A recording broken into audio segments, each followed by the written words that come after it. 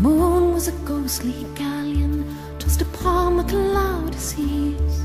The road was a ribbon of moonlight over the purple moor, and the highwayman came riding, riding, riding. The highwayman came riding up to the olden door.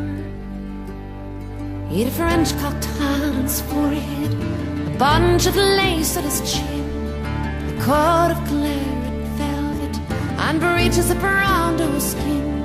They fitted with never a wrinkle. His boots were up to the thigh, and he rode with a jewel twinkle, his pistol buds a twinkle, his rapier hilt a twinkle under the jeweled sky. And over the cobbles he clattered and clashed in the darkened yard, and he tapped with his whip on the shutters, but all was locked and barred. He whistled a tune to the window, and who should be waiting there but the landlord's black-eyed daughter, Bess, the landlord's daughter, plaiting a dark red love knot into her long black hair. One kiss, my bonny sweetheart, I'm after a prize tonight, but I shall be back with the yellow gold before the morning light.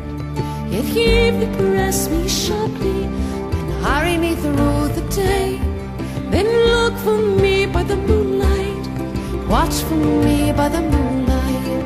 I'll come to thee by the moonlight, though hell should bar the way.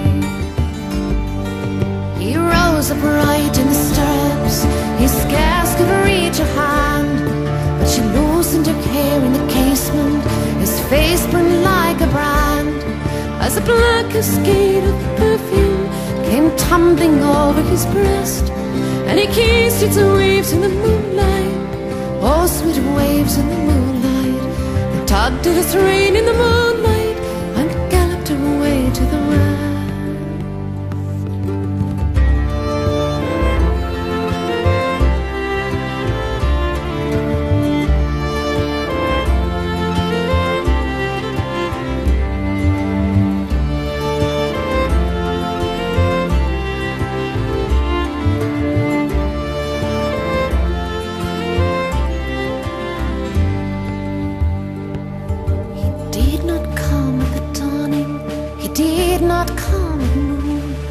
And out of the tawny sunset, before the rise of the moon, when the road was a gypsy's ribbon, looping the purple moor, a redcoat troop came marching, marching, marching. King George's men came marching up to the olden door. They said no word to the landlord, they drank his ale instead, but they gagged his daughter and bound her to the foot of her narrow bed.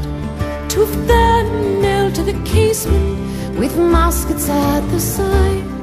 There was death at every window, hell at one dark window, for Bess could see through the casement the road that he would ride. They had tied her up to attention with many a sniggering jest. They had bound a musket beside her with a barrel beneath her breast.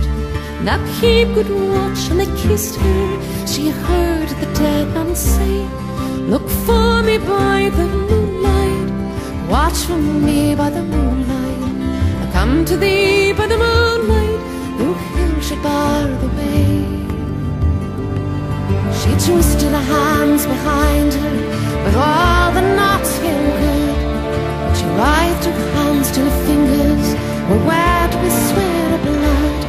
They stretched and strained in the darkness, and the hours crawled by like years, till now on the stroke of midnight, called on the stroke of midnight, the tip of her finger touched it, the trigger at least was heard.